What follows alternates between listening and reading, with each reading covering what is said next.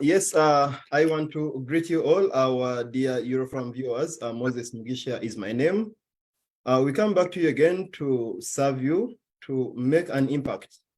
We've had a series of shows where we've hosted people on telling their stories, sharing views and opinions, and of course, facts on a series of topics. Recently, we had Smogy, where we were in the field of entertainment.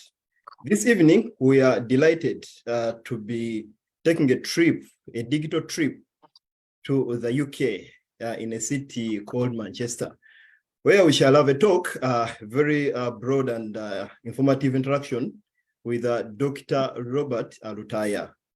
He's a man with several courts, and one of them is a specialist in psychiatry. He has a range of profile, which will speak for himself when I give him the time. But I want to especially thank you for always sparing time to share our shows, to interact during live shows, and also to speak the good about Eurofrom to those who didn't know it. Today is a very special day that I'm having a doctor from the UK, and I'm having my co-host who is also in the medical world, Omusao, a nurse, Samantha. She's a co-host living in Finland, and you've certainly seen her on a couple of shows. Today she comes back on a very central topic. I call it central because it's both central, important, but again, very sensitive. This is in line with mental health, and we are here to discuss about anxiety. This is a disease where most people brand it as killing you softly. And there is a Luganda proverb where it's sarcastically people say, so this is a disease in that category, where two depressed, two people battling anxiety can see it and backbite a third one who is actually a fellow victim, but not knowing that we are also sick. So matters to do with mental health, they are very funny that you're sick unknowingly. But we are glad to be having people who have time, knowledge, and experience, and also willing to share this. Dr. Lutaya, I want to gladly welcome you to the Scandinavian, digitally welcome you to the Scandinavian. Thank you. Thank you. Yes, I think we should say that we've traveled to UK. So yes, our digital shoes to UK lead us to you. And I want to take this opportunity to invite you to say hello to our viewers. Hello, everyone. I'm very excited and privileged to be here, to be part of your program. And I hope we'll have a good discussion. I want it to be more of a discussion. I'm also learning from you. Whatever you present today, I'll take on board as well. I'll try my best to present the knowledge I have. If it is helpful to you, I'll be more than privileged. Thank you. Thank you. Thank you so much. That is Dr. Lutaya. Behind camera, we had a brief interaction between him and Samantha, and they sounded very comfortable to be called flatly Robert Lutaya. So to me, that's a mark of humility.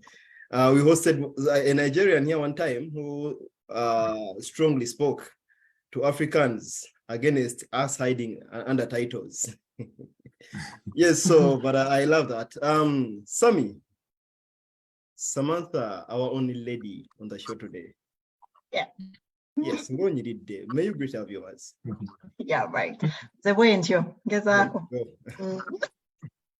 well, a very good afternoon or evening, good morning to all our viewers from wherever you're watching us. My name is Samantha or Samali Elfengren, and I'm right here in Finland, who is actually delighted to join the brain himself, Dr. Robert Lutaya. Yeah, I'm more than honored to be part of this crew. I'm only here briefly alongside our host today, Mr. Moses Mugisha. Thank you very much. I welcome you all and stay tuned because we are here to learn. And remember, knowledge is always power. So let's learn together. Thank you. Thank you. Yes, thank you so much, Sami. Yes, it's a topic very wide, but want to find a way of narrowing to what is vital for today, and that is anxiety. It is anxiety triggers and ways to deal with them. Anxiety triggers among immigrants. Why immigrants anyway? Anxiety, like any other disease, is a disease that everyone can succumb to. But why selectively address immigrants? We all know that we immigrants have, when it comes to mental health and things in that line, we have an extra factor that we face, in which we face certain challenges. So we are addressing immigrants based on that extra factor we all know. And I want to put a very humble disclaimer that, like I said, given the nature of the sensitivity of the topic, I'm fond of, from time to time, making references where I at times say an opio somewhere, a Mugisha somewhere, somewhere.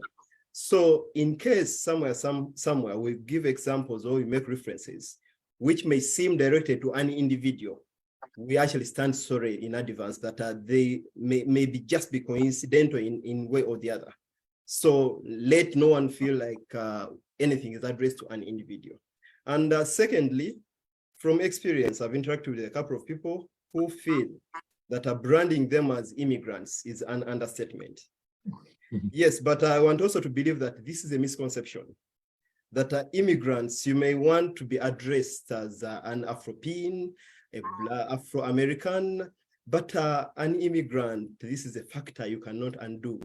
The fact, an immigrant, my understanding of an immigrant is anyone who has moved from his mother country, his native country, to another country to settle there permanently. So regardless of how much experience, how much you've integrated, assimilated, how long you've lived in a particular country, you still remain an immigrant. So it is with due respect that we rebrand us as immigrants for purposes of this show and driving the point home. I hope nobody feels insulted when we say immigrants. It's actually a humble way of addressing us. And yes, and secondly, as we come on this show, like Dr. Lutaya said, it is entirely meant to be an interaction. This is a question and answer kind of forum. And secondly, to you watching us on social media, feel free to drop a comment. It could be a question, it could be a comment, and still feel free to differ where you feel, because these are not Quran or Bible terms. Yes, they are facts, but you could feel free to differ when you feel something doesn't rhyme your way. I want to greet you all watching us on social media and invite you to invite a friend who feels that this could be something for him or her to take home. I feel anyone out there could have something to take home. Thank you very much, Moses. Can I please interject? Go ahead. Reading some of our comments here, somebody says today that it's in their prayer from our dear Samantha today. Just a disclaimer, this is not my show today or this evening. This is Moses' show. So I'm not going to do what I do on Moses' show, right? I'm only here to give my opinion on something, yeah? But the show is entirely done by Mr. Moses Mugisha.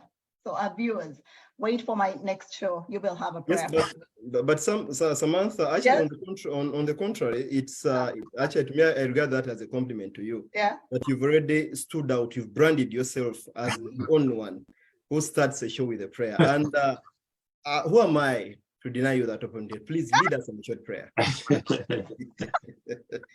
Okay, fine. Since I've been granted, the honor to do that, or permission, let's kindly humble ourselves and say a word of prayer before we actually start this discussion. Mighty Father, would like to thank you for this beautiful opportunity and wonderful day, Lord. We thank you for the bread of life. We thank you for your protection, but above all, we thank you for our lovely families and friends. Father, we pray that whatever we're going to discuss on this show may be fruitful and helpful to so many people out there. We love you, Lord, and we bless your name. We've prayed all this through Jesus Christ, our Lord and Savior. Amen. Amen. Amen. Thank you so much, Samantha. I'll be Thank compelled to make statistics of all our shows that have begun with a prayer, and see their performance and go into details and see what's the unique factor in there could be something we haven't realized. Yeah. Okay, yes, back to you watching us, and of course my fellow panelists. Yeah, mental illness, directing this today to anxiety. Just to give a background, why we address immigrants, and maybe particularly Africans, and even zeroing it down to some factor called men. Our ATA society, African Traditional Society, grooms a man to be strong physically and emotionally. But the only challenge is that we are groomed to even fake to be strong. So a man should not speak out, a man doesn't cry, and things like that. So we migrate to these countries with that kind of mindset, where things are totally different. The playing ground is totally different. Different challenges, different hustles, and you still want to be that African man who never speaks out. But anyway, we are glad we have a doctor to speak about this. Yes, Dr. Otaya. Yes, please. Yes, my African mindset doesn't let me call you Lutaya, but okay, I'll see how to juggle dreams. Okay. Yes, Dr. Otaya. Yes, okay, yeah, well, you live in Manchester, I know, but something brief about you in line with your line of work and qualification that actually qualifies you to be speaking about mental health. Okay. So as Moses has introduced me, Robert Lutaya, I'm a doctor, and I live in Manchester in UK. My journey has been a long journey. I left Uganda in 1988 and pursued my studies in Poland, where I studied medicine. While I was there, I also specialized in obs and gynae.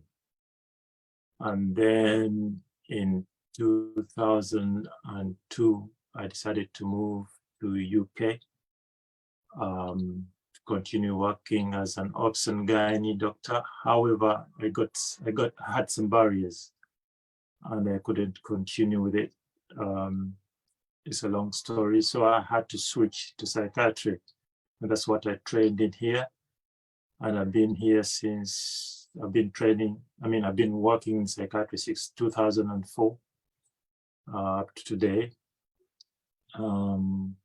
So yes, that's the general profile of my life. I love what I do. I don't regret working in my field, and I'm really here to try and help our brothers and sisters with a few things I know in my field. Thank you. Yes, thank you so much. Just for my sake and someone watching us, you said you studied ops and gynae. What does that mean? Sorry, I'm using abbreviations again, which I'm not supposed to be using. Obs and gynae is obstetrics and gynecology. So it's medicine for female patients. So obstetricians to do with pregnancy, care and delivery, while gynecology is to do with women illnesses. So yes, that's what basically it is. So in a nutshell, I have two specialties under my, coat. Yes, thank you so much. My very quick check on anxiety as one of the mental health diseases. I found out that on an international scale, on a world scale, it's 3.6% cases of mental disorder, in this case of anxiety. And then particularly in the country I live, Norway, we have a 6.6%. But something very a bit disturbing, if I may put it that way, that the cases of women are higher than those of men. Maybe that has a very technical justification. I think you will also help us understand that. I had several people who came to my inbox when they saw that we posted this show, and their very much core interest was to be part of this show, to know and understand, because to them, the word anxiety sounds like a very ordinary English word, because some even believe it comes from anxious. Anxious, it should be normal. Is that a disease anyway that should be given attention? And then surprisingly, when you check and search the list of mental health diseases, you find that some sources put anxiety on top, others put depression on top. So implying that this is something very invisible, maybe unfelt, but it roars us and devours us like a lion. So, but we are glad that we are talking about triggers and ways to curb them. Dr. Altaya, I want to leave you this platform to now speak from an informed perspective, a very much deep informed perspective, to help us understand what is anxiety. Thank you very much, Moses, for that. I'm looking at the time now, and it's 53 minutes, so 7 to 4, 7 to 4 here, and that gives me, I'm supposed to do this in 15 minutes, so that means around 10 past I should have wrapped up. So I'm going to try and move very fast. So anxiety, I mean, when we are born as children, I mean, when I was working in Opsangani, when the baby is born, the first thing we test is called a moral reflex. So the baby is lying on the couch and you hit the sides of the baby and the baby is supposed to settle. And that is meant to be a reflex, but really it shows that the baby has got scared. You know, at that age already, we have that reflex of fear in us. So we must understand that fear is part of our life, and with fear, we survive. So if we don't have fear in us, we can end up in lots of trouble. You can end up, you know, walking in traffic, you know, because you don't have fear, and you'll be dead, you know. You can do things which are outrageous, like cutting yourself and end up bleeding to death, you know. So fear is a very protective thing, and we should look at it as a normal thing in our lives. Now, when does it turn into a problem? And that's where I start defining worrying and anxiety. In the topic today, we are looking at anxiety triggers in immigrants and how to deal with them. And we're looking at anxiety, and then we're looking at the triggers, and we're also looking at how to manage them. So those three things is what we're going to focus on. So what is anxiety? Anxiety is a feeling of unease, such as worry or fear, that can be mild or severe. So listen to me, it can be mild or severe. And it's using the word worry. So worry is in anxiety, but then you can worry without having anxiety as an illness. So it becomes very confusing. But it's a concerning situation when you worry. But worry is actually temporary. Okay, you worry about it. You find a solution and you address your concerns, and the worry is gone. That's worry. Worry has a time and it goes. With anxiety, it is actually persistent. And even when the concerns are unrealistic it often compromises your ability to function. So if you are working normally 5 days a week, you find that at one point you start missing 1 day a week because the levels of anxieties have gone so high that you can't function. I'll give you an example. If you are doing an exam and everyone is obviously scared of the exam, but some of us, that anxiety actually helps us to prepare us and go and fight and get through that exams. Others, the anxiety becomes overwhelming and it will lead to them actually not being able even to hold a pen. So the pen will be shaking and they won't be able even to write, anything.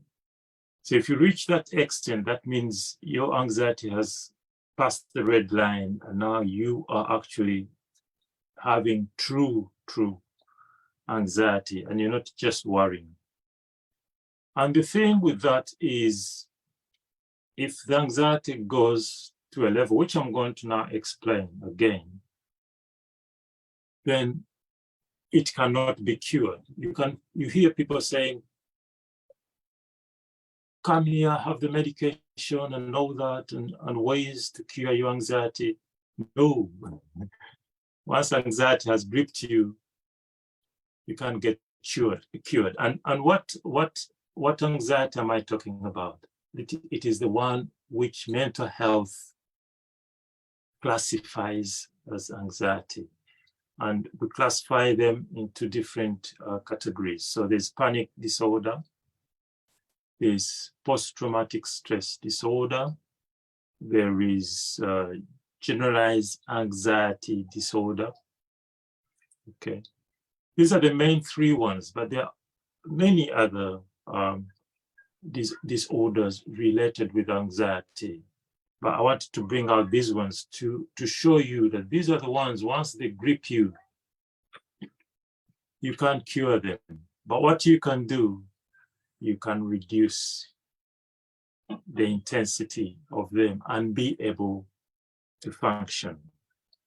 Now, why am I focusing on immigrants? Immigrants, especially Africans, as Moses has said, tend to fight this head on, thinking they can actually overcome it. If they get to this kind of levels, which are very high, they still continue fighting and eventually they break down. That's why we have cases of suicide or cases of people becoming totally, out of control. Of recent, I had a patient who felt that his body was actually out of his body and he was seeing himself from above. But I was talking to him straight, face to face, but he thought he was out of his body and he believed that. That's the level of anxiety he had gone into. So these things are a reality and we should really find ways to deal with them. Now, the main issues with immigrants when they come here or when they leave their homes is stress. And stress is mainly caused by uncertainty, lack of control of things anymore. Education is one of the issues also. Poverty, unemployment, housing issues, going into big debts, with credit cards, losing social functionality. So it's a mass of things which each one of us will at one point have to go through. And it depends how you deal with it. How do you deal with it? Okay. I'll give you a story of a Nigerian lady I was seeing on YouTube who was talking of how she ended up in Europe. It's a short scenario. She came to study and she was studying in Poland as me as well. And she was doing very fine until one day she went out for a walk. As she was walking, she went under a tunnel to pass under a main road. And while she was in a tunnel, a man came straight to her and spit at her. Okay. So she had never experienced this before. It was like a shock to her. So why are you spitting at me? And then he was actually, trying even to box her now, because she's questioning why he was spitting at her. That really, really, really affected her big time. Look, this is a lady who was studying. She felt so insecure after that. She couldn't go out to go to her studies anymore. She actually stopped going to the university where she was meant to study, and she ended up going to other places anyway. So the story is, she felt mentally affected, and it affected her mental health. It arose a lot of anxiety. Whenever she walked out of the house, she felt very, very anxious. In my case, a very short story as well. When I came to Poland, I never knew I was Black. It's the country which has showed me that I was really Black. And I knew, well, people can have their, beliefs and can have their opinions, but that doesn't bother me. However, one day we went out, I think Mandela was being released, and we went out to celebrate as Africans. And lo and behold, we saw a group of skinheads surrounding us, like 100 skinheads. And we were not so many, I think we were around 50 or something. And we expected the police really because the police knew about this celebration. We were walking through the city, just being happy, celebrating like anyone else. And when we reached the place where we were supposed to gather and talk about Mandela, the police gathered also, like to protect us, really. But at one point, the skinheads started attacking us. So they started beating us. Really, they came with all sorts of weapons and all. And some of us were badly hit by them. But the funny thing is, the police was just watching. Okay, they never moved even a centimeter, to try and stop them. So we were on our own devices. We had to fight back, to survive on that day. So from that day, I realized how dangerous the situation I was in. As a student, I was not even an immigrant yet. But as a student from abroad, I knew my life was a bit in danger. So what happened? I decided to stay indoors, okay? Wow. So I was never going out. When I used to go to school, I used to try and walk in groups to make sure I get to where I was going safely. So this is the anxiety now building in me. With time, that anxiety was becoming too big to handle, and I had to do something. And that's the main reason I left Poland, really, frankly speaking. I felt I couldn't be there and walk on the street safely with my family. I had to leave. So Doctor, I before don't you see. go, Doctor, before you go further, please kindly allow me to chip in here and ask you that at what stage should one seek medical assistance or professional assistance? And are there any signs that could actually reveal or could be a sign to show somebody that now this is the time for you to actually go and seek medical advice or medical assistance? Very good question. And that's what I was coming to. The thing is, with anxiety and worry, now you wonder, when do I really get to, at what point do I really start worrying seriously about my anxiety? Let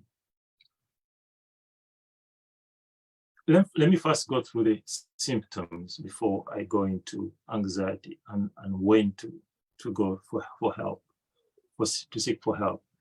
First of all, you start feeling palpitations, okay? You start feeling sweating, trembling, dry mouth. Your concentration becomes poor and you start having poor sleep. So those are the typical symptoms of severe anxiety, which kind of disables you and you can't function normally. Now, if this takes place for at least 6 months and you are in this kind of state, then you know that you have gone into what we call a mental health disorder. So whether it's generalized anxiety or PTSD, in my case, because we had been attacked, that could be PTSD, because post-traumatic stress disorder. So from that point, I was getting flashbacks from the attacks and nightmares and things like that. So if you reach 6 months with this kind of, and you can't get can't get rid of them or can't address them, then you know that you need to seek help. But if you can still manage before the 6 months, and that's what I want to deal with today, okay? And how do you deal with it? I'm going to give you an example of a girl I saw in A&E. So this girl came while I was training, and she had a nail in her boot. She was wearing some boots, and a nail had gone through the boots and through her foot, and it had actually gone through the sole of the boot. So this girl came in with a lot of pain. She was crying extremely. So to me, she was actually really suffering. And I requested to give her some, pain medication to kind of calm her down as we sort out her pain. Now, I want you to remember that girl, because I'm going to go back to her as we go along. So many of us have different triggers. I've talked to you about my triggers. So some of our triggers are even before we migrate here. Some of them are economic. When we are at home, we had financial problems, or some of us have problem with education, we want to get more education. Some of us, it's war, which is causing problems. So before we travel, we already have problems. Some of us have already trauma before we get here. Political involvement, things like that. So we come with that when we decide to migrate, okay? Now, the migration itself can be a trigger because it depends how you get here, okay? You could be, some of us come through, we've heard of boats on oceans and all that, people dying. Some of the immigrants end up in detention, humps in places, they're abused and things like that. So they go through a lot of violence. Some of us get scholarships and come, and it looks straightforward. So the roads to here are different. However, once we get here, we get what we call post-migration now, post-migration. Another set of anxiety now kicks in. So if you have had all that in the background, and now you're coming to a period where you are here, and there are questions about uncertainty about your immigration or refugee, or you become unemployed, you have problem with housing, those who are in different countries who don't speak English, now you have problem with language barrier. Then you start creating now a new set of anxiety. I can see Sammy there. Have I kind of tried to touch what you wanted to ask? You've actually answered, yeah, the question that I used. Yes. Okay. Yes, thank you very much. No worries. So this kind of problems now start addressing us as we're here. Some of us come with families, the families break up. They break up in such ways that the husband might end up in prison because of some allegations. I've heard all these on people talking about their lives in diaspora. You know, people go through hell. And you see adult men crying on their interviews, you know, when they're talking about these things. So they're going through a lot of trauma. So the thing with Africans is we are kind of built in a way to withstand these problems without any help. But you need to know how to do it, because if you think you're going to withstand anxiety, you're not planning well, because it will come and get you eventually. So I want to go back to how people manage it. So some people decide to use alcohol to manage it. Some people would decide to use street drugs, you know, to have that break, you know, to numb themselves. Okay, I've had many of those who've done that, and they've ended up being addicted to these drugs. Some of them will go to doctors and actually be prescribed, like benzodiazepines. That's a kind of drug which kind of calm you down. If you hear of diazepam, lorazepam, those kind of drugs are the ones which people go for. The problem with those drugs, yes, they help, but they help for a short time. Eventually, the anxiety comes back, and then you will need more doses. Doctor. Higher doses. Doctor, sorry again, just to chip in, yeah.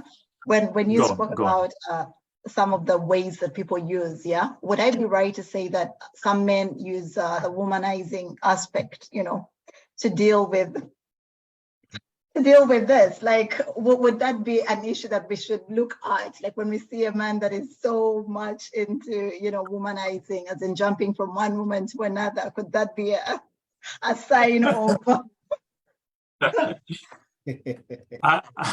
I don't want to generalize. Yeah.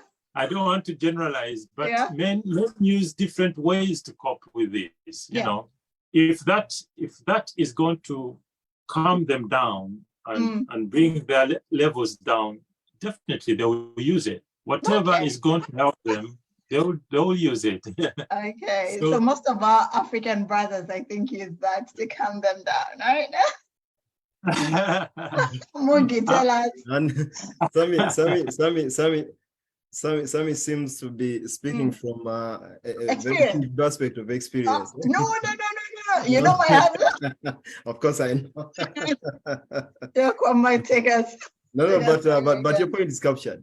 Okay, That's good, actually a fact. good. I think this is in line with the insecurity. People become quite insecure. They have started their position. I mean, they want to suffocate others to be someone. Then and things like that. Yes. Instead of earning that respect, you want to command and demand it. Yes. So you really have They a keep point. changing. Yeah. Yeah. Okay. Good. Watch out, ladies, watch out. If your man is too much into that, just try to seek medical. Over reminding Yes, you, I'm the man, I studied this, I'm this, you speak so much of who you are than portraying it in action. Okay. Yeah. Good one. Yes, so it could be that they could actually become angry people. Their character might change, they become aggressive, and the underlying problem is the anxiety. People change. All of us come here with very, very easy. What can I call it? Just carefree kind of lifestyle. But once we get here and the reality kicks us, we start changing because we feel the situation around us is changing us. Actually, we grow as people, once we go through all this. So people change with all this going on, and different ways. Doctor, if I could just interject a bit. When you said, okay, you're at the point of addressing to us how they can be managed or controlled or curbed, but you somewhere indicated that anxiety is not curable. You can only manage it. Yes, like we know cancer has those stages where you reach a stage and okay, you just have to count your days. Anxiety, does it mean that it reaches a stage when it can claim someone's life? I'll give you an example. It was it was a clip. I saw it on WhatsApp. Someone had a panic attack. I think it was somewhere in China or somewhere. I don't know whether you've seen that clip.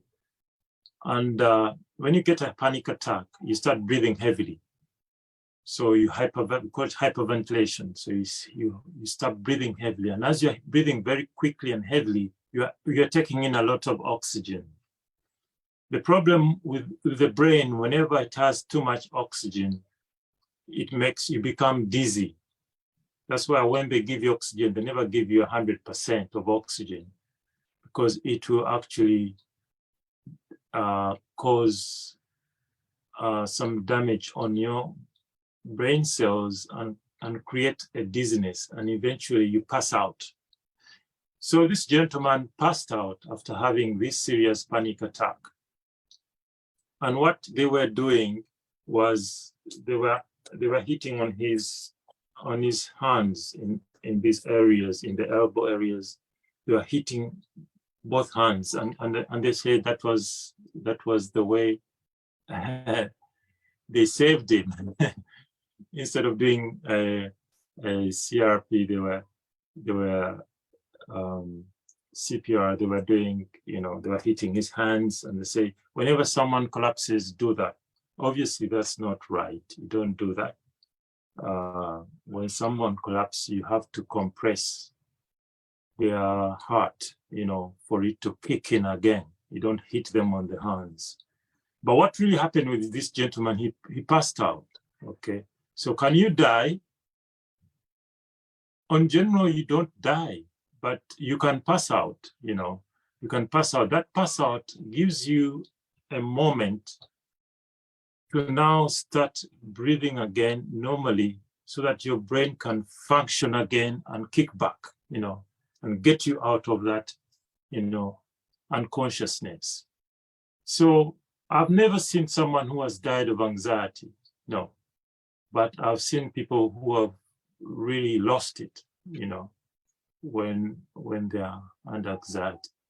Has that answered your question, Moses? Yeah, it has actually partly, but maybe an additional question. You see, sometimes we worry or get more disciplined and routined when we know that the consequences are severe. When I know that I can pass out and get back on my feet, I mean, why should it be so much of a worry? Are there adverse consequences that at some point there could be a permanent damage of a certain system in the body? Because passing out and getting back, it's like fainting and getting back on your feet. That's right.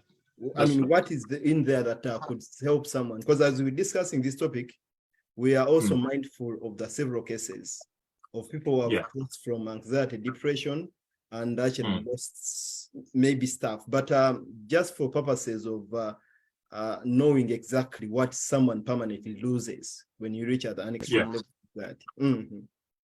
So in the case of panic attacks, when you get a panic attack, one of the first thing which actually overwhelms you is the feeling that you're dying. It's a feeling of doom. You actually feel you are dying, you can't breathe anymore. But actually you're not dying. It's just that you're hyperventilating. And what we do for patients like that, I'll show you this. This is, if you see, this is a bag, a normal bag. Yeah. Paper bag. We tell them to hold the bag in their mouth, on their mouth like that. Okay. And start breathing.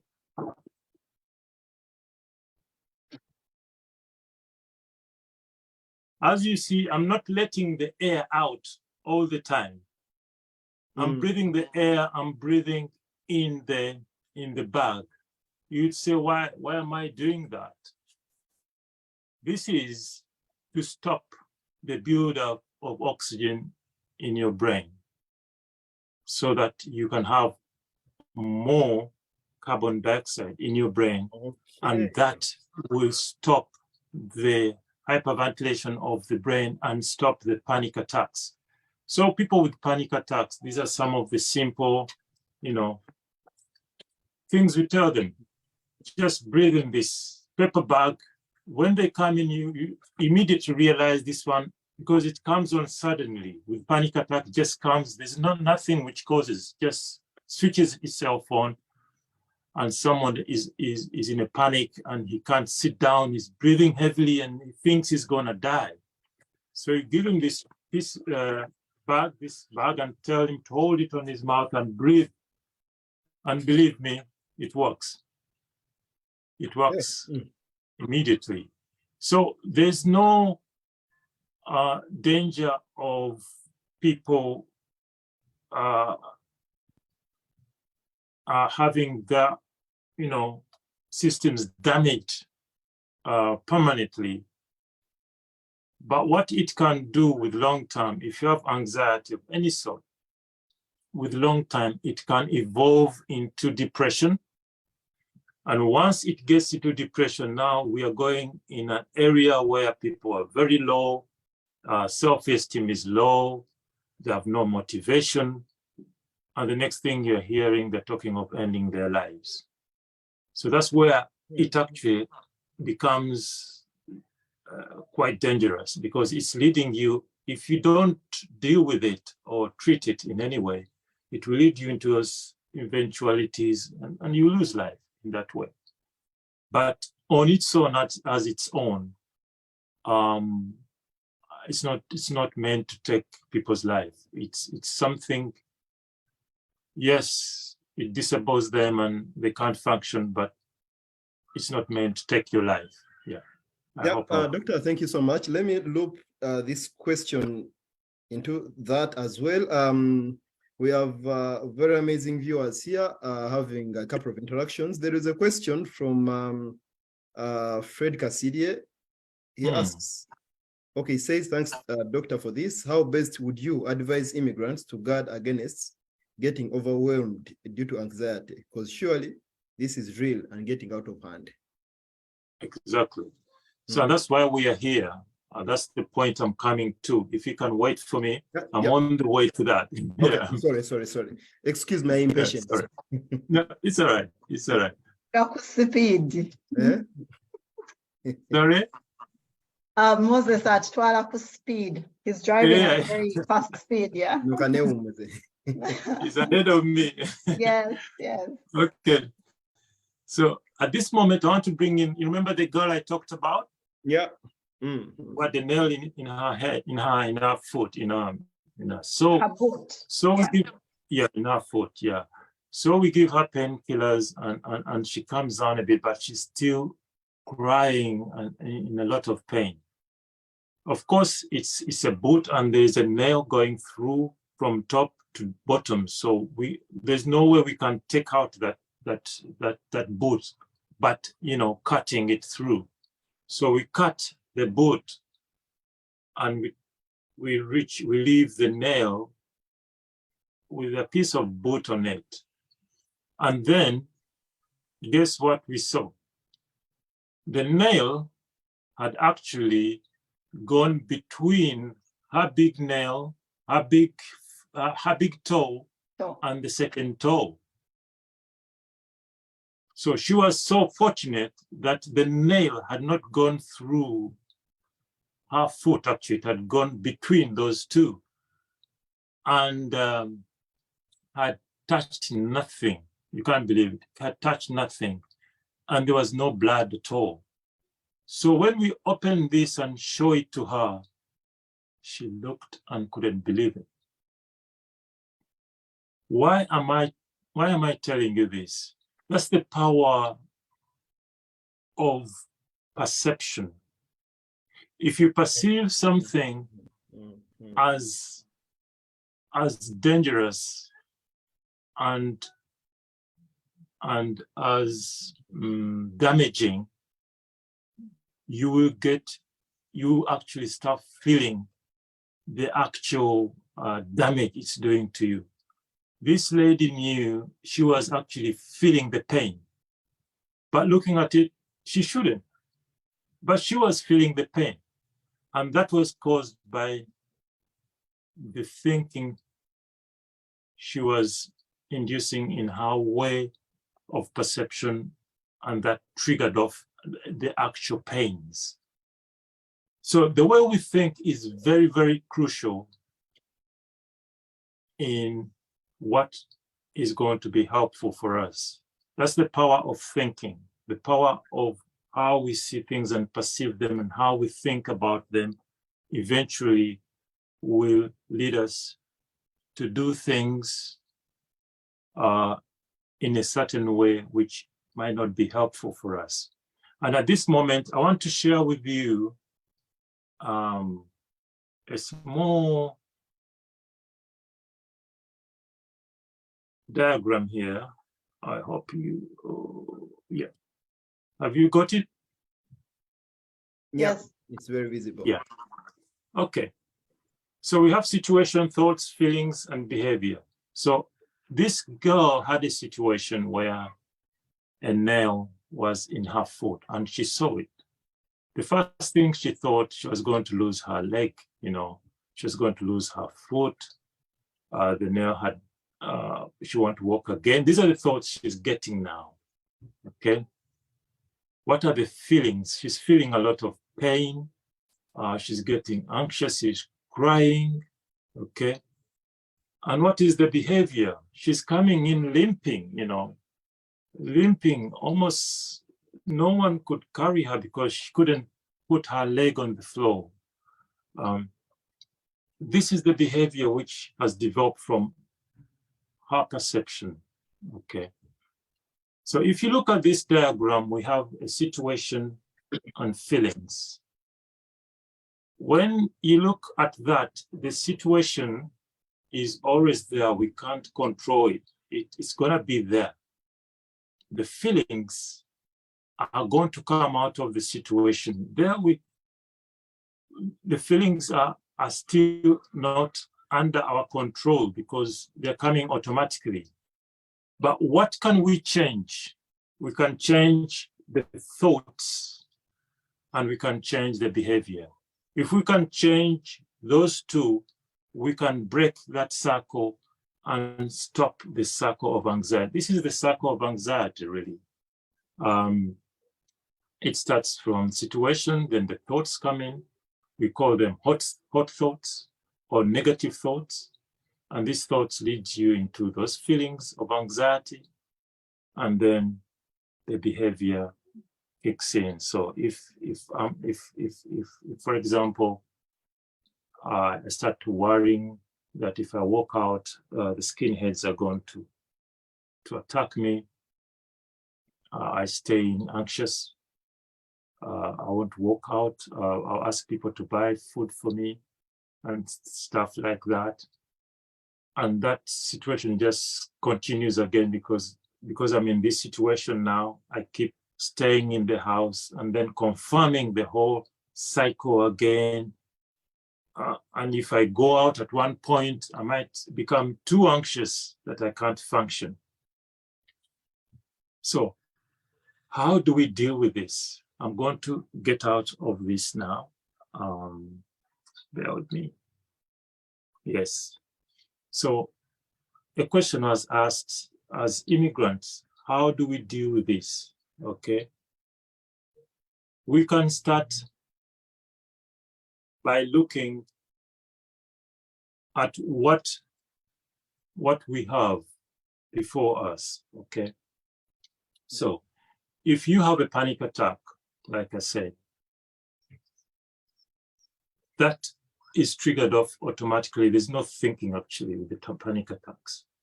You can grab a simple bag like this and start breathing in it, okay? And that will reduce the panic attacks. Now I'm saying reduce. It reduces the anxiety. It doesn't take it away, because this is a mental disorder now.